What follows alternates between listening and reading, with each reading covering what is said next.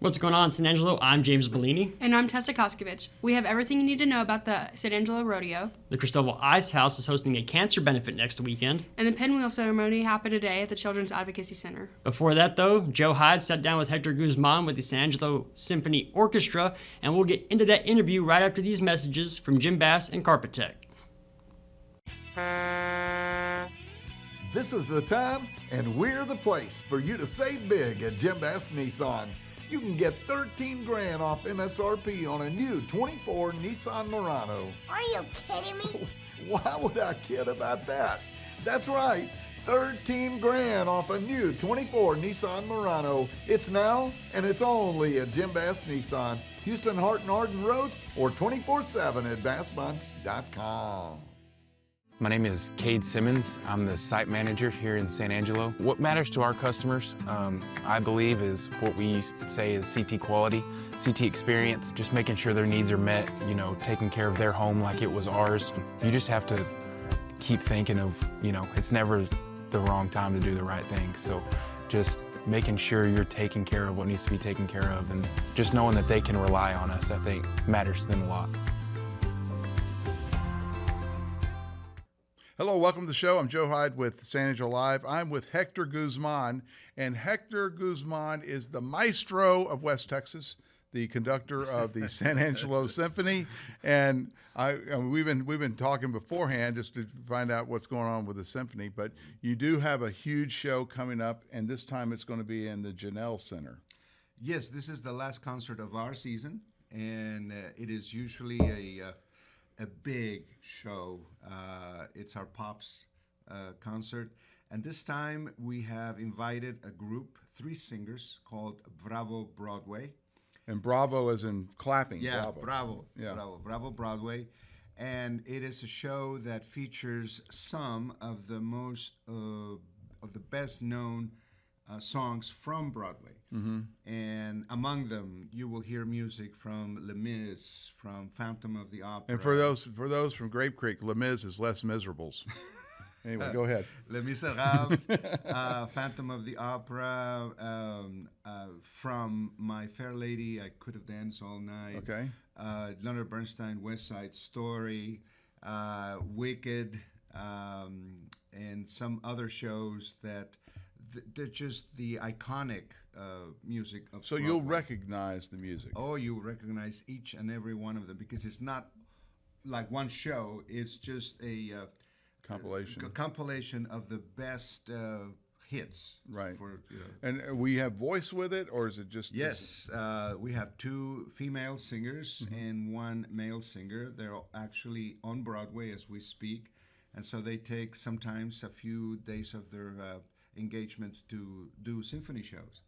And we're very privileged to have very, very talented singers. So it's Broadway without songs. It's no Broadway.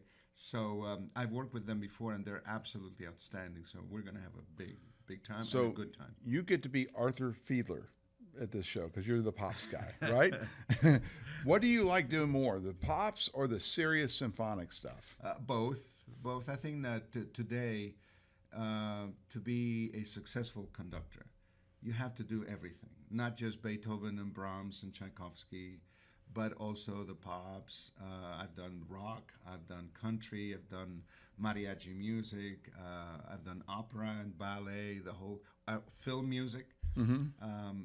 Nowadays, you have to do everything because there's just a lot of people have different tastes, and so we have to try to accommodate their taste in our concert. So we're very flexible. Very flexible. Yes. But do you like being the pops guy or the symphonic guy? Both the same. You still like the same, huh? Oh yeah. So let's turn the page. Next season, obviously, you're probably getting ready for what you're going to do, or what type of concerts you're going to have. What's generally the mix for the symphony? I mean, do you do all symphonic? Do you do voice? Do you do pops? Well, that's a very good question, Joe, because we, of course, emphasize the classical, but our concerts, each and every one of them, has a little bit of crossover. Some things that perhaps you would hear, like at the movies, Like Star Wars. Something like that. Yeah. But then on the first half, you have Beethoven Symphony Number 5. Oh, so you would mix more, I guess, contemporary commercial type piece with a classic. Yeah, not every concert, but our concerts have that characteristic. So, if you're a purist, you will find that we do that. But also, we like to experiment with putting just different kind of music, so that it attracts more people, maybe a younger audience, and all of that. But we try to do it with good taste, and I think that's the key. I went to school in Interlaken, and on the back of the Kresge Auditorium is a quote from President Gerald R. Ford, and it said, "Dedicated to the preservation of world peace through the international language of the arts." What do you think symphony music does to promote world peace? Well, first of all, it's great music. It has, and why? So what does that mean? Well, great music survives everything, including wars. In fact, some of the most impactful music was written during times of war. It survives that, and it also makes you appreciate the human spirit at its best. You experience it sometimes at its worst. But when you listen to great music, live, especially live music, it does something to your soul. It enriches not only your soul, but also your family, the little ones, the high school age people, and even the old ones. There's something about live music that has survived the test of time, that continues to enrich our soul, and that is not just words. It means something. So when you are in a bad mood, or you had a terrible day or a week, you go to a symphony concert, you hear a symphony by Tchaikovsky or a piano concerto by Rachmaninoff, and you cannot help but be revived. Why are all these composers Russians? Not all. No, actually, we were talking about this earlier, and I found this really. I was a trombone player, so I love Shostakovich because it's very brass. There's a lot of brass, and you said that he wrote that, during the Russian previous Russian Revolution. Very difficult time. And he had to craft his music in a certain way. Can you explain Shostakovich Symphony Number 5? Look it up on Spotify and you listen to it. And here, your take on Shostakovich. Well, Shostakovich was a Russian composer. He lived through the Russian Revolution, where Russia was being a totally communist country. And even their arts and the musicians especially, they have to write certain things that align themselves with the regime. And if you didn't do it, your life was in danger. And so Shostakovich was one of those who was able to sort of defy the system, so to speak, by writing just in a way that he thought he could satisfy them, but at the same time express himself. And some of those works, like Symphony Number 5, is very powerful. It's also meaningful, and it carries a message of perhaps of resistance, if we can call it that way, but also for an artist to be handcuffed, it's the most terrible thing. And so he found a way to express himself in spite of what he had in the government. And the pain that he was going through, and the conflict in itself, he had to override. Probably made it a lot better music, a lot better score. Well, yeah, because when you do that under pressure, right? Yeah, your life depends on it. Then you tend to really do something above and beyond, and he certainly did. So, no, they're wonderful American composers too. Copland, Bernstein, Gershwin. And even today, Joan Tower, who visited us, by the way, many years ago, great female composer. But our music's gone. The American music, the American style music, has gone from like early 20th century. It was very romantic, to into the 70s. It got very atonal and angry. And where is it now? Oh, I think that we're in a renaissance. I think music is now what it is. It's a combination of melody, harmony, rhythm, and we have very good composers, and we're very proud of that, and we continue to do it. Even our show this coming Saturday has music by Copland, Sondheim, and all of the big Broadway composers. So it's still alive, and it's still a wonderful thing to watch and to hear. Okay. So the show, the big symphony show, the finale for the season? Yeah, finale. It's this Saturday, March 29th, I believe. It's at the Janelle Center. We usually perform at the City Hall At Murphy.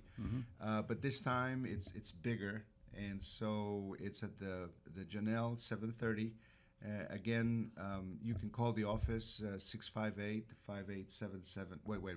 325-658-5877, or go to our office, which is right there At the City Hall? at the City Hall. Or San Angelo Symphony.org. Symphony.org, right? San Angelo Symphony.org. And again, remember that tables are not available, but general admission is, and reserved seating. So you have different prices that go from $45 to the student price of $20. And I think it's worth it. It's a great show. These are great artists. And again, Bravo Broadway, all your favorite Broadway tunes this Saturday. So we're very excited. One more thing before I let you go. Yeah, sure. When does the 2026 season start, or when does this next season start? We start in October. October. And it's already planned, and we have beautiful surprises there for you. So we'll be ready to announce what. Oh yes. We have a little bit of everything. You know, Tchaikovsky, American music, even a visit to the tropics, and piano concertos by Franz Liszt, Mexican music, a lot of things. So Lay Preludes? No, 2 piano concertos. Okay, no Lay Preludes. I know as a brass player you want to hear that, but I hate counting measures. no, but this ones are good. Oh, Bolero by Ravel. There you go. Oh, big solo. So. Number 10. What was the girl's name in the 1980? Bo Derek. Oh gosh. Remember that? Oh yeah, I remember that. Everybody remembers that. Hector Guzman, maestro of the San Angelo Symphony. Thank you for coming on today. Thank you for having me. Starting off the news, the San Angelo Rodeo starts on Friday this week, and everything you need to know is right here. The rodeo performances will begin April 4th and continue through April 20th. On April 13th, they'll have extreme bulls, so nothing but bull riding. That is a really fun Sunday to be a part It's a of. very popular Sunday, too. Love bull riding. On the 16th, they'll have Military Appreciation Night. And the 17th will be Cancer Awareness Night. And on the 18th, we'll have the PRCA Finals, and the 19th will be the Cinch Shootout. On the 20th will be Tejano Night. The rodeo will have live music, as well as names like Cooper Hamilton, who gave us a really great interview at Stango's a couple weeks ago, Tyler Halverson, San Angelo's own Case Harden, plus more. And this weekend, on Saturday, the rodeo parade will go through downtown starting at 10 a.m. You still might be able to get tickets to the rodeo, but most of the performances have been sold out. You can head on out to the Western Finance Carnival while the rodeo's in town. The Christoval Icehouse is hosting a cancer benefit on April 12th, starting at 12, where proceeds from a live and silent auction, as well as fried fish and shrimp plates, will go to benefit Ray Cook, Mallory Campos, Robert Lassiter, Carly Jo Johnson, and Connor Barnes. They are also the recipients of the Western Roundup. They will be auctioning off some great items, and there will be live music there as well.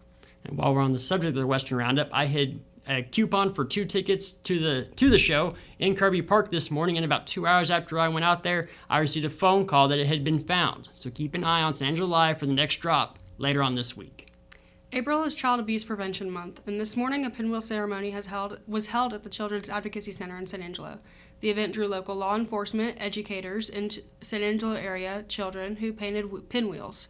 Tom Green County Sheriff Nick Hanna said, "When we stand up for something, people might try and knock us down, but we are resolute in our mission to serve kids."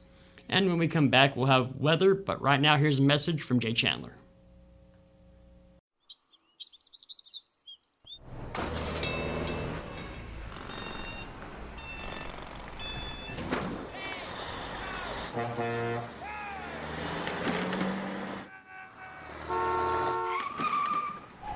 It's hard to believe how reckless some people can be and how hard they fight against real victims. You need a partner who consistently beats the giants and who will never, ever flinch. All right, into weather. It was windy this morning, and we do have some storms in the forecast apparently starting tomorrow. Right now it's 90 degrees outside with a high of 92 and a low tonight around 62. The wind is supposed to pick up, and we do have a 20% thunderstorms tonight. Tomorrow, clouds should increase. The high drops slightly to 85, and Wednesday night, a rainstorm chances increase from 20% to 30% overnight. Then on Thursday, it'll be mostly sunny with a high of 83, and Thursday night storm chances increase to 70% overnight, where the low drops to about 55. Those storms are supposed to stick around on Friday, where we have a 50% chance of rain throughout the day and a 90% chance at night. The high will be 73 and the low 49. And we'll be right back after this quick word from Conno's Diamonds and Coins. When it comes to unique pieces you can't find anywhere else, Conno's Diamonds and Coins is your one-stop shop. With over 24 years in the diamond and coin industry, Conno's Diamonds and Coins is West Texas's choice for diamonds, jewelry, coins, silver, and gold. Owner Bill Conno stands by his work and offers free consultations, including estate jewelry. Don't just trust anyone with your valuables. Come see the staff at Conno's at 1016 West Beauregard in San Angelo. Thank you for watching the Live Daily News Show. The only locally owned news show in the Contra Valley. Go like us on Facebook, X, and other social media platforms. And download the San Angelo Live mobile app. For the live team here, I'm James Bouligny. And I'm Tessa Koskovich. We'll see you tomorrow.